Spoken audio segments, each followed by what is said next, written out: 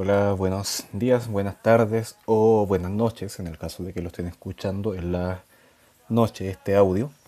Espero que estén súper bien. Seguimos acá, ya creo que este es el cuarto estudio que hacemos. Espero que estén yendo bien con esto, que lo estén disfrutando. Y si no, les pido paciencia, ya se irá poniendo más bueno. Así que ánimo con eso. Bueno, antes de orar para comenzar, quería recordarle algunas cositas. Recordarles primeramente que Dios es soberano, Dios tiene el control de todo lo que está pasando y sabemos que hay momentos de quizá miedo, inseguridad para algunos quizás están con alguna tosecita, algún índice de resfriado y quizás están asustados respecto al coronavirus o quizás ya están experimentando algunas consecuencias de esto. Así que, bueno, animarse en el Señor. Él sabe por qué hace las cosas, no es un Dios de descontrol, no es un Dios de desorden, esto no se le salió de las manos. Él sabe bien por qué está pasando esto. Y sabemos que antes del fin de los tiempos habrá rumores de guerra y rumores de varias cosas. Esto no quiere decir que se vaya a acabar el mundo, y el mundo ya ha pasado por varias pestes mucho peores que esta. Y, y, y bueno, y gracias al Señor todavía estamos acá. Así que animarse nuevamente en eso. El mundo sigue, o quizás el Señor ya venga, tampoco hay que descartarlo, si el Señor viene. Eso también hay que estarlo recordando. Aún así también tenemos que tratar de cuidarnos, tratar de exponernos lo menos posible.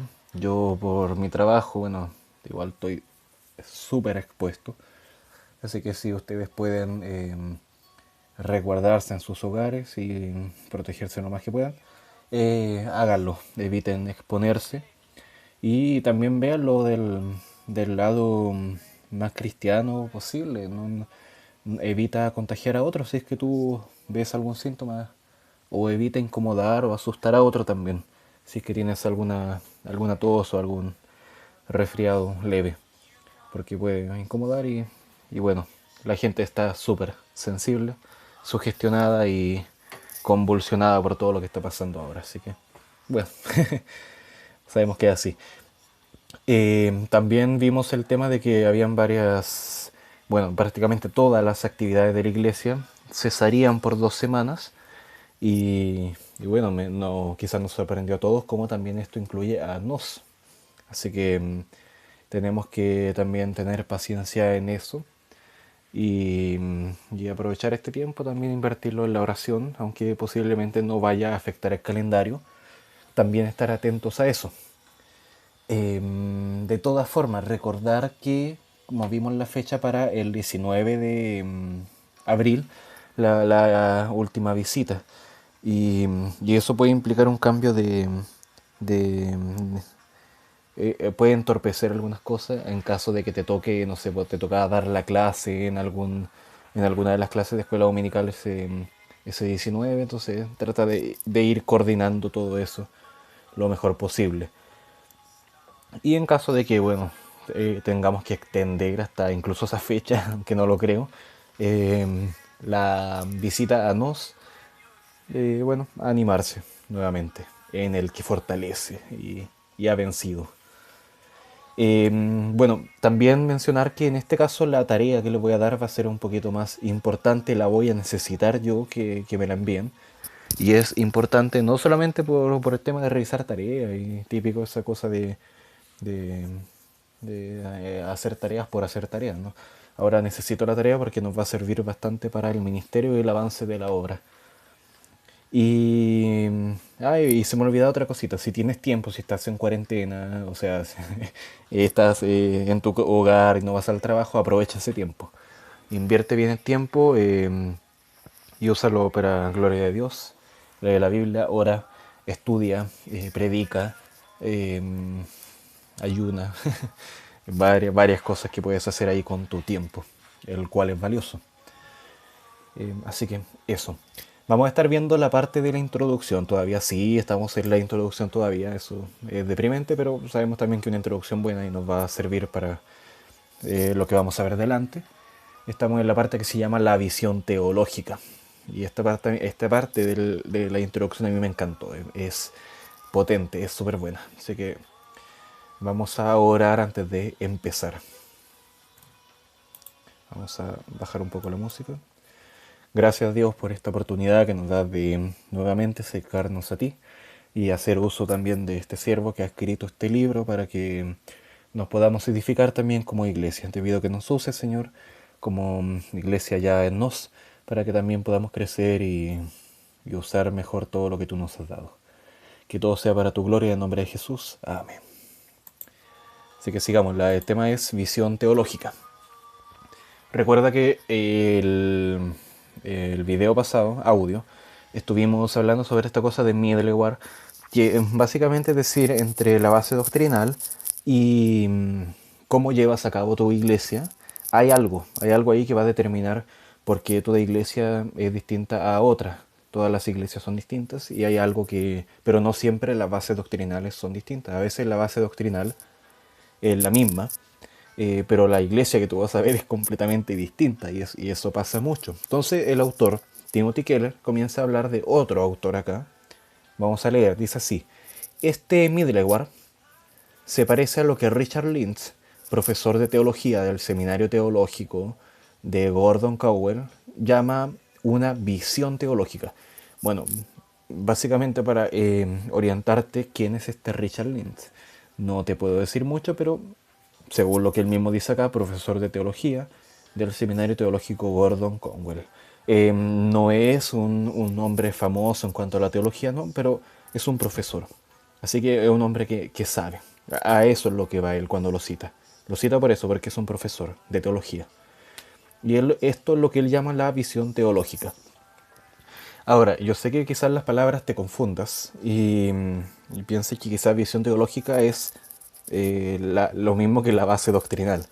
Pero no, no, no. Es muy bueno que hagas la diferencia. La base doctrinal es tu conjunto de creencias. ¿Qué crees en cuanto a quién es Dios? ¿Qué crees en cuanto al pecado? A la salvación, a Cristo, al Espíritu Santo y a muchas otras cosas. Pero esto que vamos a ver acá, la visión teológica, es algo distinto. Ahora vamos a ver de qué se trata. De acuerdo con Linz, sigue diciendo el autor, nuestra base doctrinal sacada de las escrituras es el punto de partida para todo. Bueno, cuando habla acá de punto de partida, está asumiendo que vamos hacia algo. Entonces, este libro que tenemos acá bueno, yo le voy a enviar el extracto y, y vamos a ver cómo lo hacemos con el otro PDF. Este libro tiene el fin de ser dirigido a personas que están en una situación como la de nosotros, es decir, plantando iglesia, o al menos con la intención de hacerlo, o ya corrigiendo lo que han hecho mal. Así que cuando habla de punto de partida está diciendo que vamos hacia algún lado, esto es, a hacer iglesia, a plantar iglesia. Dice, la teología debe ser en primer lugar una conversación con Dios, en que Dios habla y nosotros escuchamos. El armazón de la teología cristiana se sostiene primeramente por el escuchar a Dios. Uno de los peligros más grandes que enfrentamos en el quehacer teológico es nuestro deseo de hablar todo el tiempo. Esto, por ejemplo, a los que vivimos más practicando el evangelismo, nos hemos topado bastante con algunos casos en donde vamos con toda la intención de predicar el evangelio, pero resulta que la persona no se comienza a hablar y ella habla y la persona habla y habla y habla y nosotros queremos hablar y no podemos porque la persona no para de hablar. Entonces es molesto. Entonces tienes que entender también que frente a la relación tuya con Dios a veces es igual. Uno habla con Dios y habla y habla y habla y no deja que nunca Dios hable. Y acuérdate, Dios habla a través de la escritura. Entonces, hay muchas personas que son, y ejemplares, digo yo, ejemplares en la oración, oran mucho, mucho, mucho, pero no dejan que Dios hable. No abren la palabra de Dios. O sea, Él solamente habla. Y eso para Dios yo creo que es molesto. O sea, Dios también quiere hablar. Si para uno es molesto, más para el Dios santo, santo, santo. Entonces, ¿tiene misericordia? Sí, sí, y gracias a Dios por eso. porque Él se compadece en nosotros y nos perdona, pero también tenemos que redimir, o sea, restaurarnos en cuanto a ese pecado y, y corregir lo que estamos haciendo mal, que es no escuchar a Dios. Entonces, la teología tiene como base esto de que nosotros dejamos que Dios nos hable. Dice el autor, sigamos. A menudo cedemos a esta tentación cuando colocamos límites conceptuales extraños a lo que Dios puede hacer y ha dicho en la palabra. Metemos a la fuerza el mensaje de redención en un paquete cultural que desvirtúa sus intenciones reales. Eh, Han visto bastante este tema de, por ejemplo, la oración del pecador, que la practicamos bastante, de hecho, incluso. Eh, y a veces, bueno, en nuestra cultura, parece que es bien aceptada hasta este tema de la oración del pecador porque se hace mucho y bueno, viene de Estados Unidos donde también se sigue haciendo y es un modelo gringo. Eh, pero eso no, de repente, ¿qué ha pasado con varias culturas? Que se toma como un conjuro, se toma como un trámite donde tú piensas que eres salvo y no es necesario que hagas nada más porque y ya pagaste tu pasaje, ya oraste, hiciste tu oración de pecador. Entonces, ese, ese, eso es como ponerle un límite a Dios en donde lo único que necesitas para llegar a Dios es hacer esa oración y no necesitas rendirte completamente a Él, no necesitas que Él haga una obra completa en ti, sino que simplemente necesitas repetir una oración de fe y arrepentimiento, lo cual debiese ser una vida de fe y arrepentimiento. Yo sé que hay muchos que este tema les molesta y son muy fieles a la oración del pecador, pero tenemos que también evaluar qué tan efectivo es. Sí, está bien, tenemos que orar siempre, como una oración de pecador, eso no lo niego. La oración del pecador muestra lo que es el arrepentimiento, sí. Muestra lo que es la fe, sí. Pero nuestra vida entera debe ser así, no basta con eso. Otro caso donde limitamos o metemos a la fuerza ideas de la redención en una cultura donde quizás no la acepta muy bien, es cuando hablamos sobre este tema de llamar a la persona pecadora. Y decimos, bueno, tú te has enfrentado a este pecado, has visto, no sé, a una mujer con lujuria. Bueno, Jesús dijo que eso es lo mismo que adulterar. Claro, y es verdad, y es el pecado, y es grave, y la persona se está enfrentando a eso. ¿Cuál es el problema? Que la persona no tiene el mismo concepto de Jesús que nosotros tenemos, y es como, claro, Jesús dijo eso, pero ¿quién es Jesús? O como que yo les dijera a ellos, ¿tú has tomado el nombre de Dios en vano alguna vez? Eso para un gringo quizá, un estadounidense, perdón, es mucho más entendible. Ellos viven en una cultura donde se habla bastante sobre eso. Pero en Chile, por ejemplo, tú dices tomar el nombre de Dios en vano. ¿Qué es eso? ¿Cómo se hace? ¿Se come? Entonces quizá no sirve mucho. Hay que saber explicar a qué se refiere con eso, cuál es la gravedad, quién es el nombre de Dios en vano y cómo se toma bien el nombre de Dios para no tomarlo en vano. Bueno, sigamos. Eh, o intentamos ver el Evangelio únicamente de la perspectiva de una tradición que tiene poca conexión viviente con la obra redentora de Cristo en la cruz.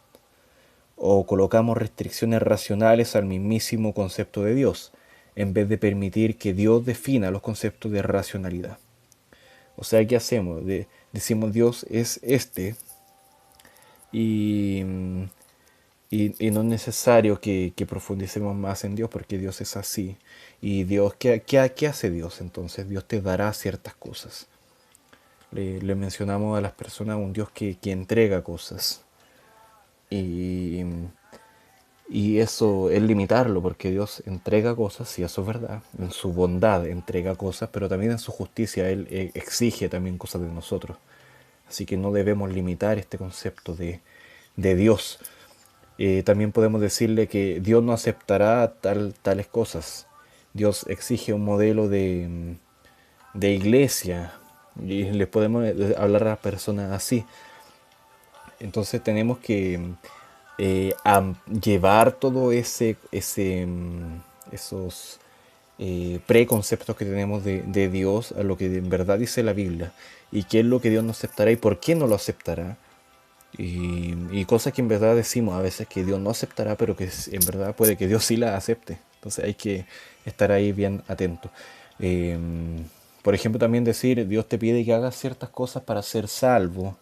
O, o no sé, pues tu salvación se manifestará de ciertas formas. Por ejemplo, hablar de en varias partes de Chile se cree, bueno, prácticamente en muchas de las poblaciones se ve esto de que para ser salvo tú tienes que haber manifestado de alguna forma esa salvación, por ejemplo en hablar en lengua, en haber visto alguna visión, cosas así. Yo que he tenido bastante contacto con gente en poblaciones he visto bastante eso, que hay una relación muy grande entre ser salvo para ellos y ver visiones o hablar en lenguas o haber sido eh, que Dios haya hecho un milagro en ti. Acá el autor sigue diciendo, sin embargo, la base doctrinal no es suficiente. Ya, esto es asumiendo que nuestra base doctrinal es buena, ya que nuestros conceptos de Dios, de Cristo, del pecado, del mundo son buenos. Pero el autor dice, no basta con eso, tienes que seguir. Antes de que seleccione métodos específicos de ministerio, debe primero preguntarse cómo sus creencias doctrinales pudieran relacionarse con el mundo moderno. Esto no quiere decir que vayamos a acomodar el mensaje al tipo de personas que le vamos a hablar. Es decir, decimos, el mundo es así, así que ya no le hablemos del pecado. El mundo es de tal manera, así que tenemos que ofrecerle tales cosas. No, sino que es decir el mismo mensaje a un mundo que se niega a entenderlo de distintas maneras. El mensaje es el mismo, pero cada cultura, por ejemplo, lo rechaza de distinta manera. Algunas culturas son más religiosas para rechazar a Dios, otras culturas son más liberales. Entonces, tienes que estar también eh, atento a cómo es la cultura en la que nos estamos enfrentando, si es más religiosa, si es más liberal, si es una mezcla. El autor sigue diciendo, el resultado de esta pregunta genera una visión teológica. Y acá está el tema. Esto es lo que vamos a estar estudiando, la visión teológica. Pero esto no es así como el resultado de esto es la visión teológica y paf, nació Chocapic. No, no, no, mira, sigamos. En otras palabras, una visión teológica es una visión sobre lo que usted va a hacer con su doctrina en un momento y lugar específicos. Entonces, al igual que la semana eh, pasada, también mencionar el tema del momento, lo temporal, la cultura en un mismo lugar, por ejemplo, en Santiago, en los 80, no es la misma cultura que en Santiago 2020. Hoy evidentemente ha cambiado mucho y su visión de Dios y de la iglesia también ha cambiado con eso. Entonces, se debe evaluar todo esto para saber cómo es nuestra visión teológica. Sigamos. ¿Y cómo se desarrolla una visión teológica? Lintz demuestra que surge, por supuesto, de un profundo reflexionar en la Biblia misma, aunque también depende mucho de lo que usted piensa de la cultura que lo rodea. Esta visión que nosotros tenemos, esta visión teológica, no debe nunca estar divorciada de la Biblia. ¿Ya? Siempre debe estar unida a eso, a nuestra base doctrinal también, a la Biblia. Nuevamente dice, Lintz explica que no podemos quedarnos únicamente con nuestra base doctrinal, sino que debemos asimismo considerar nuestro ambiente, nuestro momento histórico y nuestra ubicación cultural. Mira, yo te quiero mencionar de nuevo que no sé quién es Lintz, pero al menos nos sirve para saber que esta propuesta que Dios, o sea, que perdón, que Keller hace sobre, en este libro, sobre esta visión teológica, que es este punto intermedio entre la base doctrinal y llevar a cabo la iglesia, eh, al menos está respaldada por otras personas. O sea, no es algo que simplemente se le ocurrió a Keller. Pero sí el citar a otro nos sirve para eso, para que entendamos que eh, a Keller no es el único al que se le ocurre pensar así. Por ejemplo, en las predicaciones a veces escuchábamos que el predicador cita a un autor, entonces dice, no sé, pues como escuchamos nosotros comúnmente, dice La Cueva, o dice Carballosa, y si tiramos la frase, o dice John MacArthur, o dice John Piper, o dice Hendrickson, o dice Kistemaker, y podemos seguir, y tiramos la frase y no tenemos idea quién es Hendrickson, ni John MacArthur, ni nadie así, pero al menos nos da cierta seguridad primeramente de que el predicador estudió, leyó algo al menos, y también de que no es el único que piensa así. Es decir, en el mundo, aunque sea súper lejos, hay una persona que piensa igual. Y al menos eso nos da una seguridad de que en este caso lo que está diciendo Keller no es una idea loca, sino que hay otras personas que piensan lo mismo.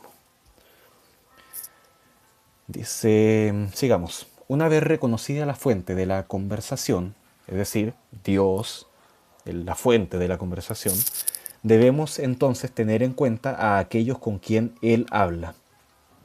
Dios no habla en el vacío, habla a la gente y por medio de la gente, en la historia y por medio de ella. La conversación de Dios va dirigida a la gente de diversas historias culturales y por esta razón, entre otras, a menudo es incomprendida y mal interpretada. Por ejemplo, Dios le habla a Moisés en una cultura de esclavitud, pero él estaba ya alejado de esa esclavitud.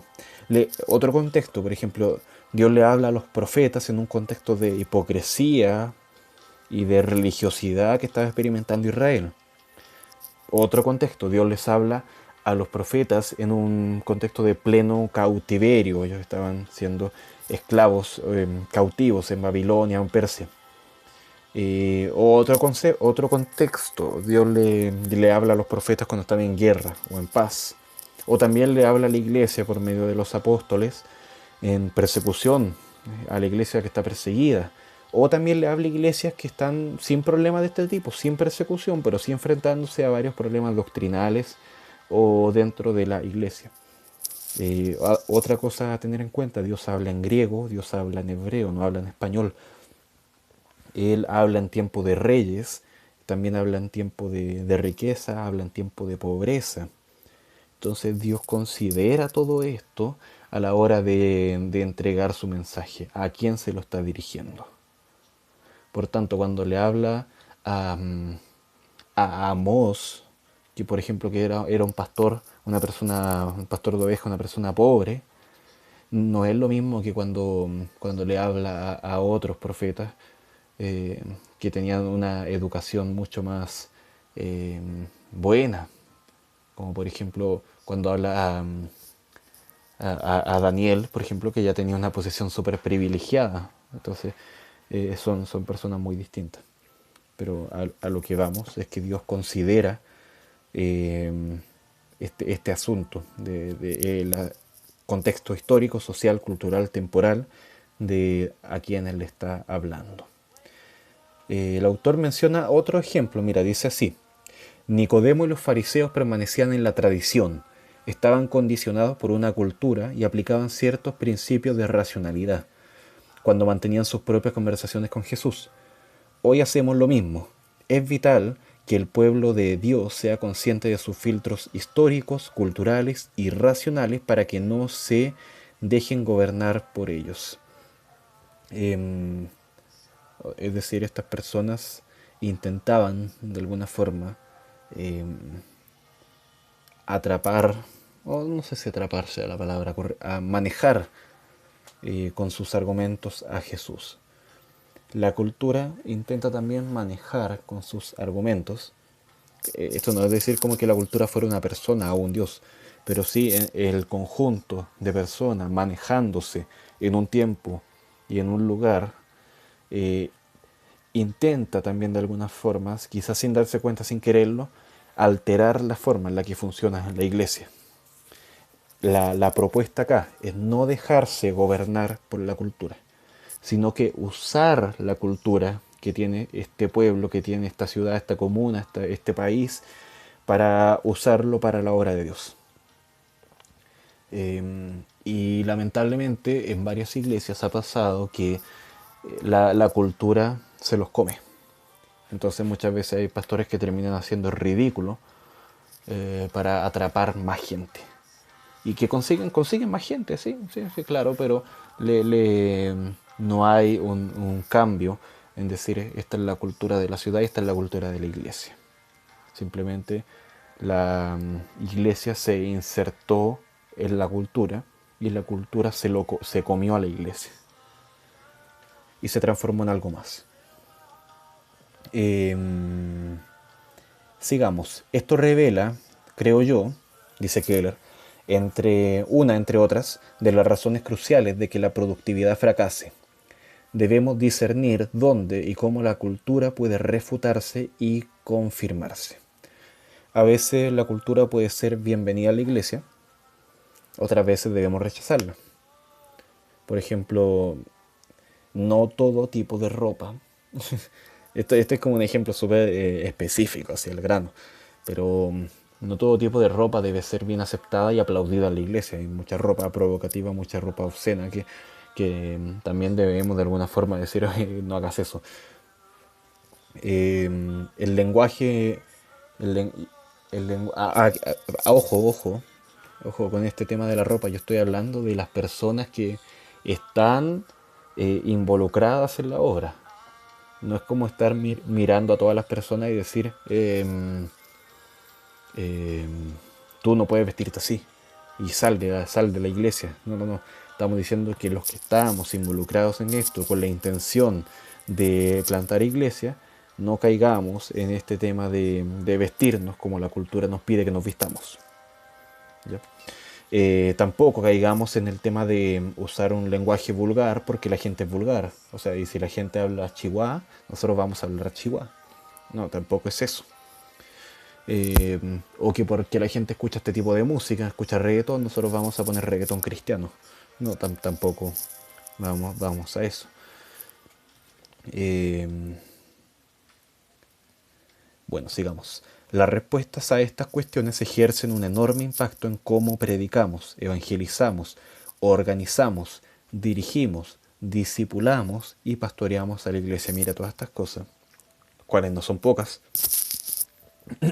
y las cuales no dejan de ser importantes. Mira, respecto todo lo que es el discipulado, yo estuve de eso hablando el domingo pasado.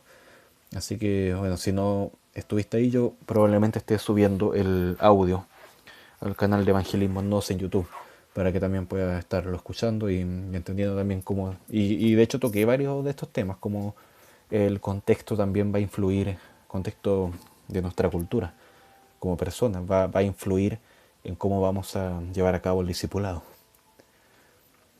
Siguiendo con el texto, nuevamente, el autor cita a Linz. Mira, le sacó el jugo a Linz, lo ocupó harto. Linz brinda esta importante observación. 2 puntos. Bien, vamos a leer lo que dice. Una visión teológica permite a la gente entender su cultura de manera diferente a cómo la habían podido ver antes. Los que son facultados para la visión teológica no solamente se oponen a los impulsos de la tendencia prevaleciente de la cultura, sino que toman la iniciativa de entender esa cultura y hablarle desde el marco de las escrituras. Tomar esa cultura.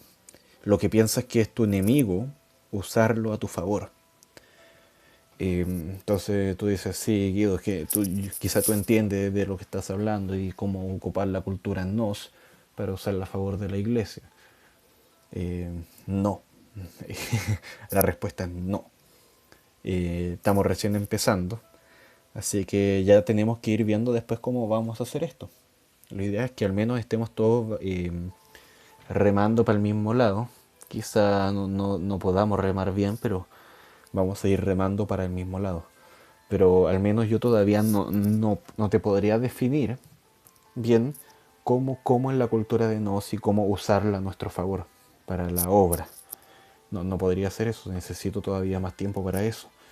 Em, por eso también es muy recomendable que cuando una persona está plantando iglesia, se vaya a vivir allá.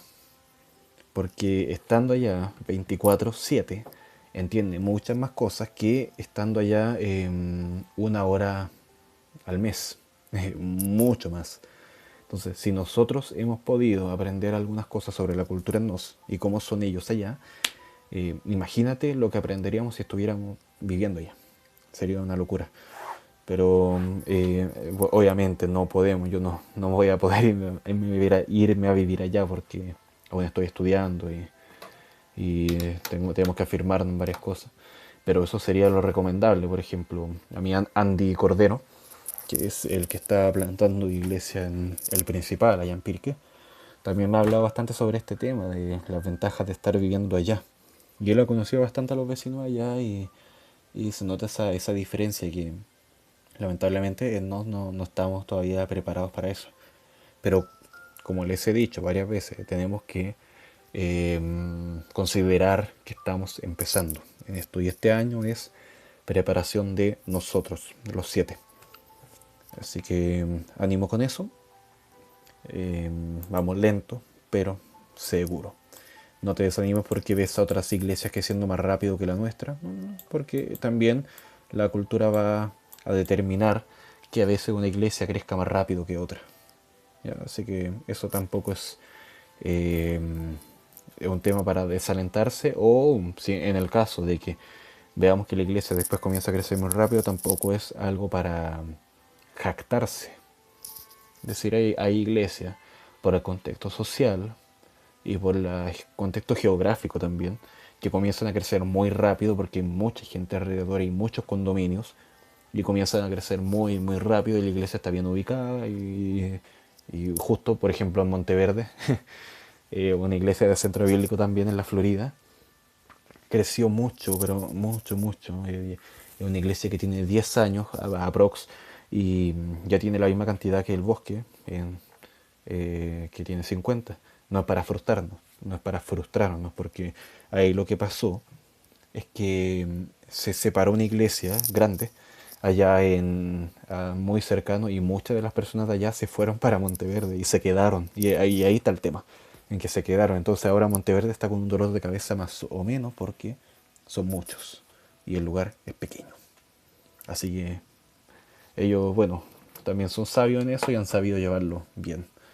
Pero, pero bueno, el lugar también condicionó que la iglesia creciera más rápido. Y el Señor hace eso.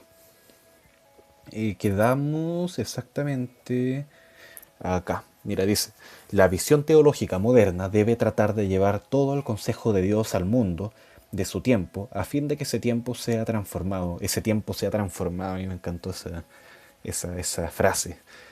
Nosotros decimos, no podemos predicar a este tipo de personas en Chile, en Santiago, porque este tiempo y este siglo, así como más bíblico, este siglo no lo permite.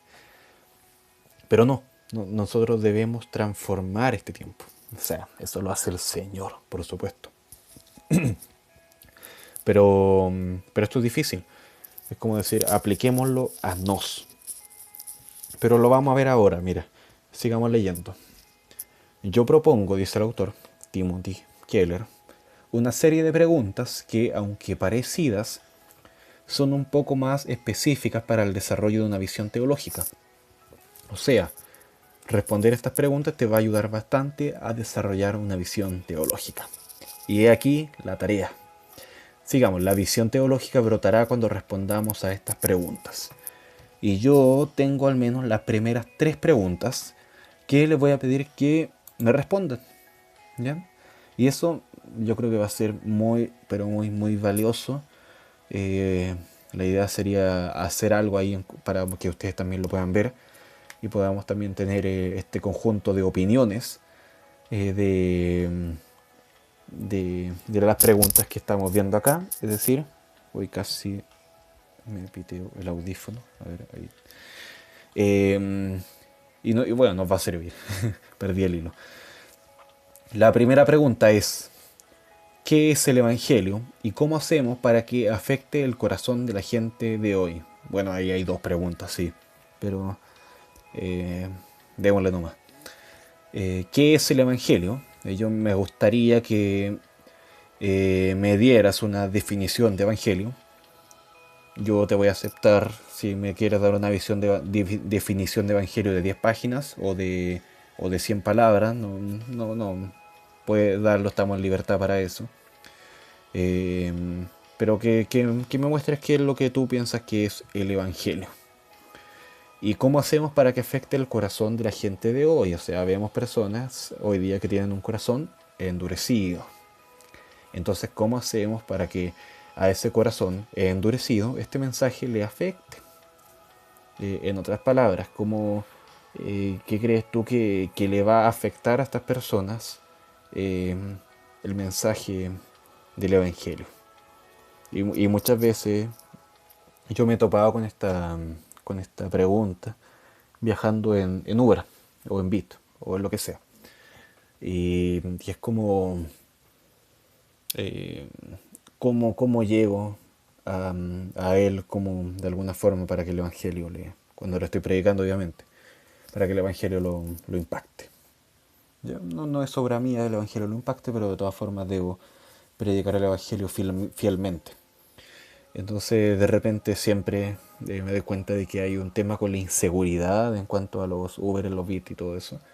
Y cómo se han visto de alguna forma vulnerables, o como algunos, los venezolanos por ejemplo, han tenido que dejar sus casas, sus familias incluso, y enfrentarse a este mundo. Entonces dentro de esa vulnerabilidad, que su corazón valiente incluso, el de una persona que hace este tipo de trabajo, eh,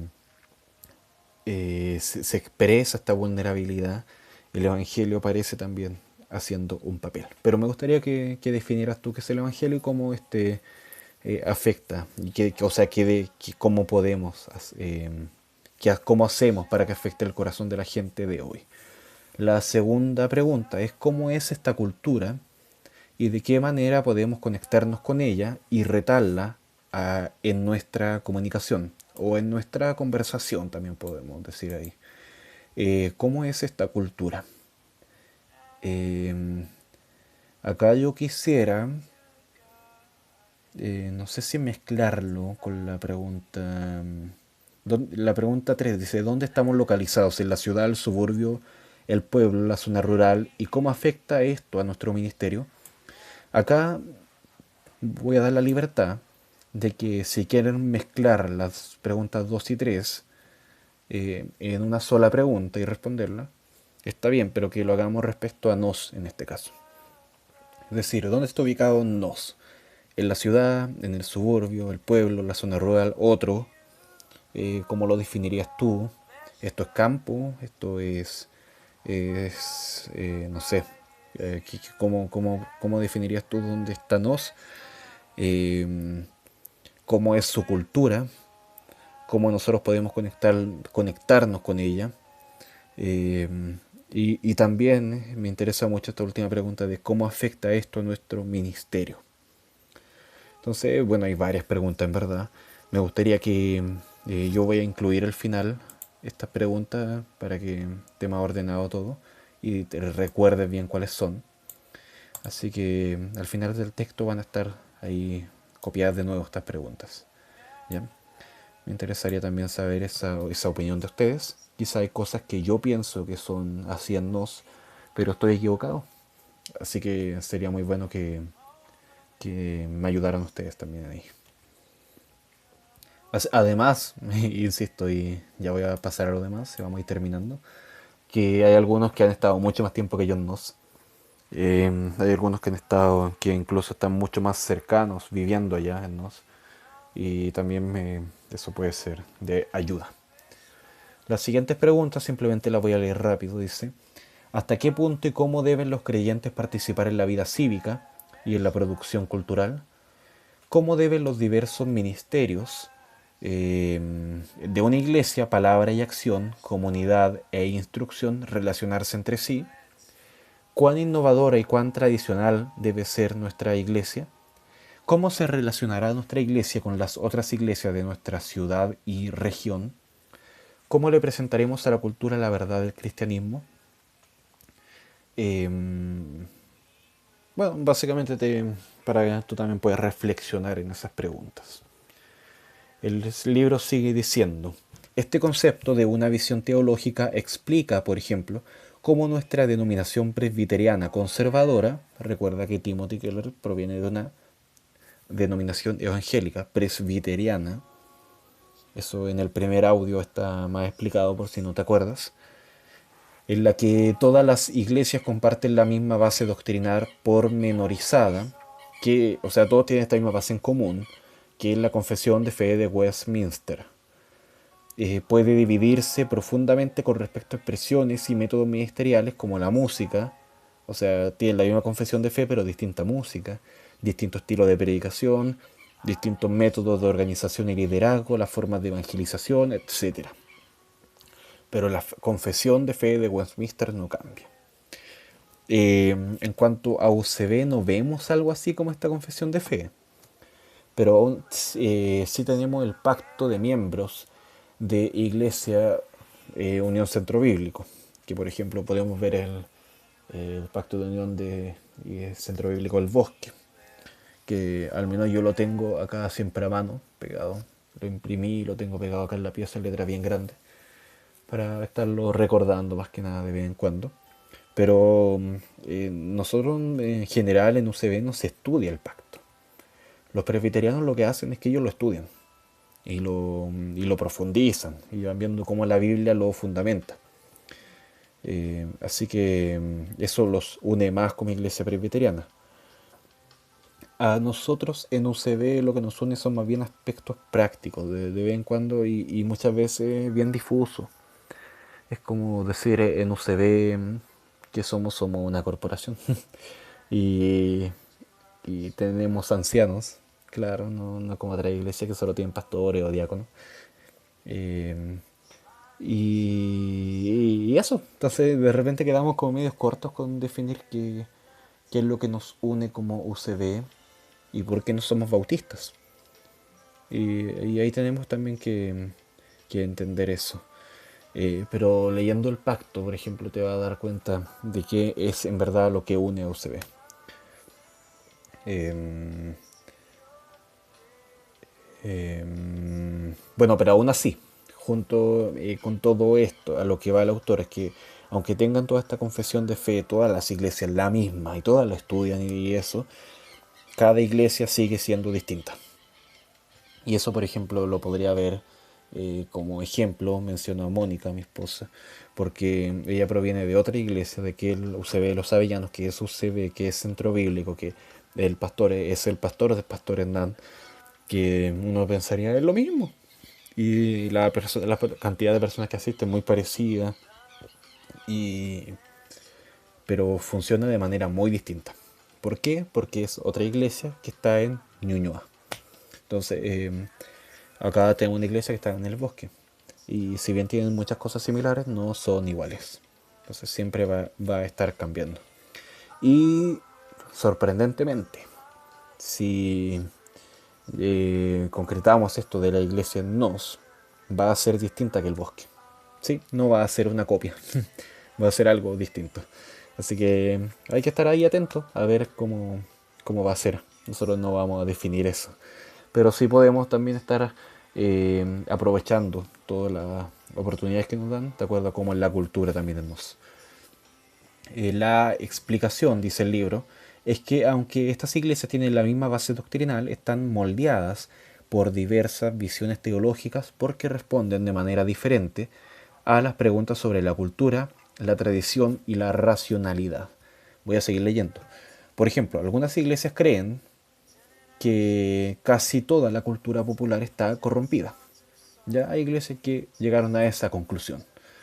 Por lo tanto, no usarán música de corte popular en el culto de adoración. En otras palabras, solo cantarán himnos. Para otras no hay ningún problema en hacerlo. ¿Por qué? No se trata simplemente de un asunto de preferencia personal. Hay preguntas implícitas sobre la visión cultural que se formulan y se contestan cuando tomamos decisiones de esta naturaleza.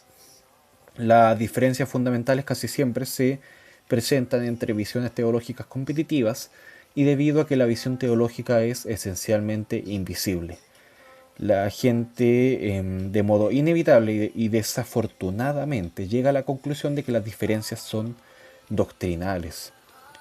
Eso en resumen de todo el párrafo que estuve leyendo, es que las diferencias a veces no siempre son doctrinales, a veces simplemente son culturales. Esto es, en el caso de que la base doctrinal sea la misma.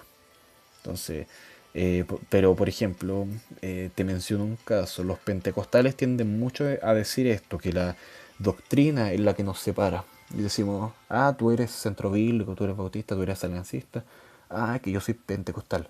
Nosotros creemos en el mismo Dios, te van a decir ellos, pero lo que nos separa es las diferencias doctrinales. ¿Ya? No, no es eso. Ellos dicen lo que nos separa la doctrina, pero no es así.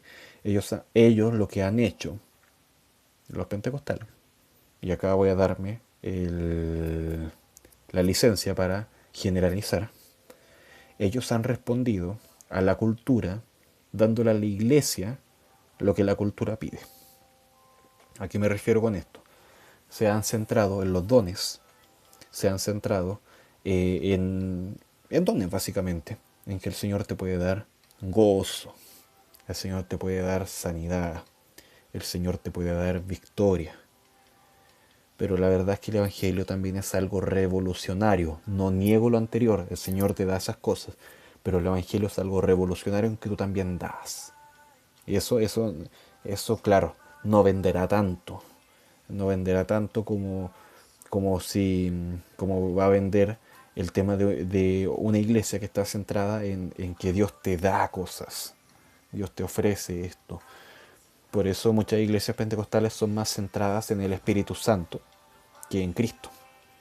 Y ellos también nos acusan de que nosotros no creemos en el Espíritu Santo. O sea, a mí me ha pasado eso. De que ellos nos dicen, nada, que ustedes no creen en el Espíritu Santo.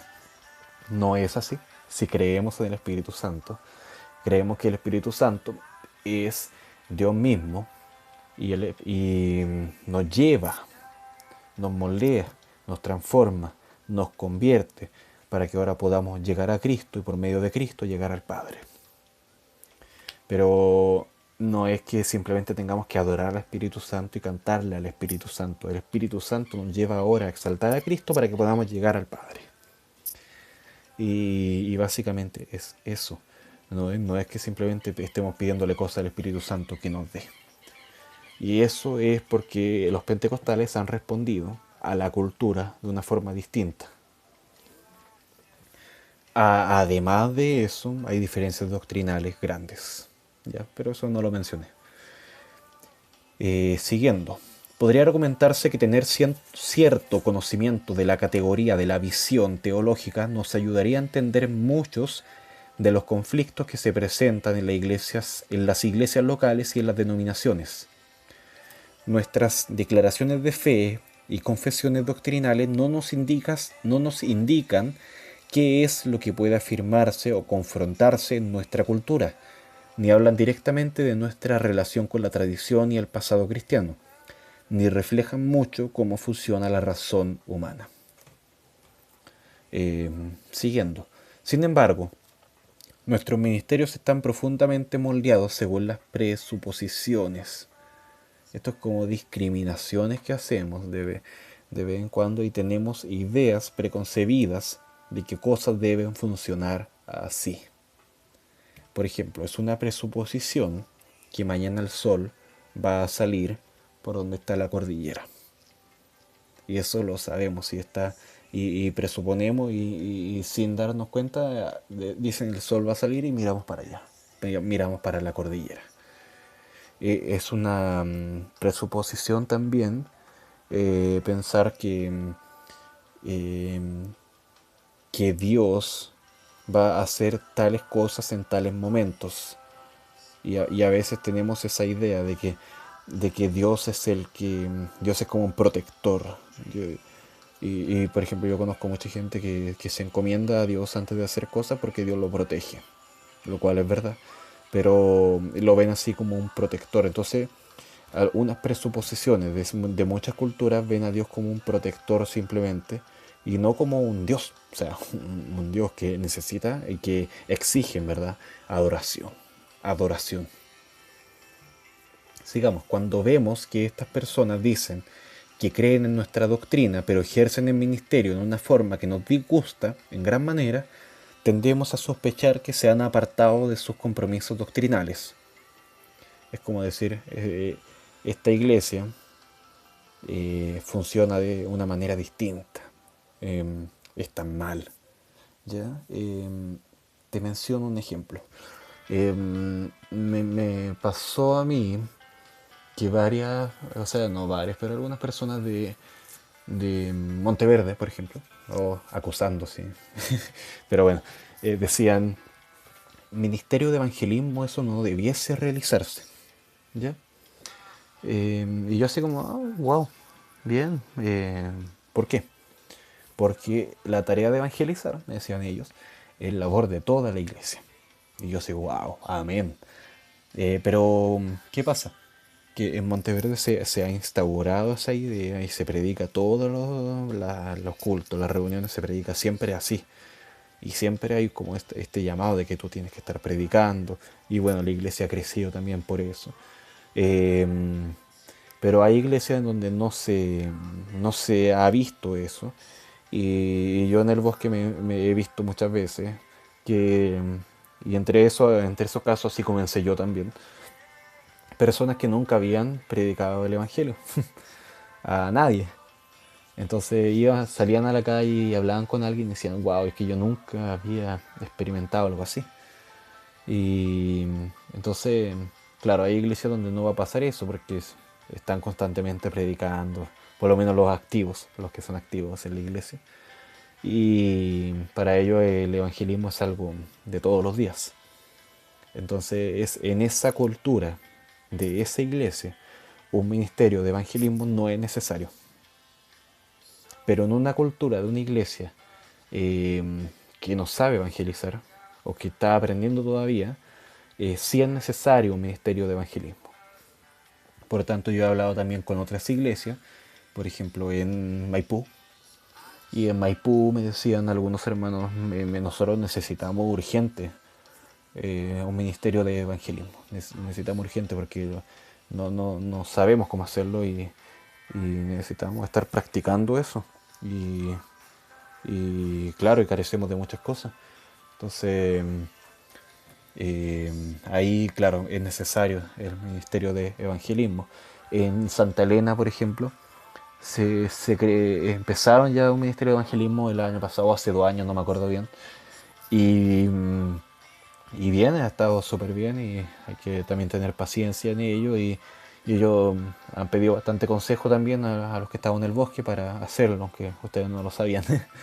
Pero, pero bien, sería bonito ahí fortalecernos mutuamente. Y cada iglesia va a realizar ese evangelismo de alguna forma distinta. No van a hacerlo de la misma forma que lo hace el bosque. No, no porque es otra iglesia, obviamente. Entonces, cuando vemos a personas haciendo cosas de una manera distinta, a veces nosotros tendemos a decir, así no se hace. Pero lo que están haciendo ellos básicamente es enfrentar a la cultura de una manera distinta, es decir, tienen una visión teológica distinta. Bueno, quiero ya terminar con esto. Yo les aconsejo, hablando de este último punto, de esta como discriminación que se hace porque una iglesia lleva una visión teológica distinta, que escuches a un rapero que se llama Elemento. ¿Ya? No sé si está en YouTube, pero al menos en Spotify los que lo pueden escuchar ahí. Y el Elemento en verdad es un pastor presbiteriano, y vele con los presbiterianos, pero es un pastor de una doctrina súper sana, y en verdad escucharlo rapear es como escuchar un predicador. Yo he aprendido muchas cosas escuchándolo a él, y eso que no soy rapero. Pero él logra llegar a esa gente, ahí está su ministerio.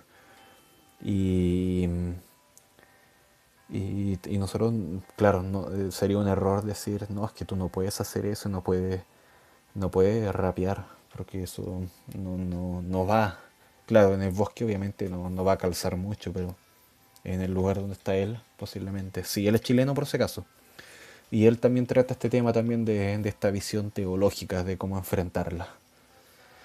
Así que dejémoslo hasta ahí hoy día. Lo vamos a dejar hasta ahí. El párrafo que sigue, también que incluye el texto, lo voy a dejar para la próxima semana porque incluye también un diagrama que es muy interesante, pero lo quiero ver ya en la próxima sesión. Le voy a incluir entonces la tarea acá al final del documento y se lo voy a enviar. Esta vez sí se lo voy a enviar porque la semana pasada me atrasé un mundo en enviarlos.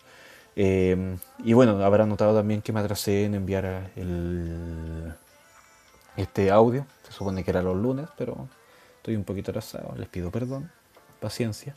Y bueno, y sé que no están desesperados tampoco para escucharlo, eh, pero bien, hay que seguir adelante. Ánimo en todo, cuídense harto, no se expongan mucho a este virus y oren también por eso. ¿Ya? Abracitos, los quiero mucho y nos estamos viendo prontamente, si el Señor lo permite. Chau, chau.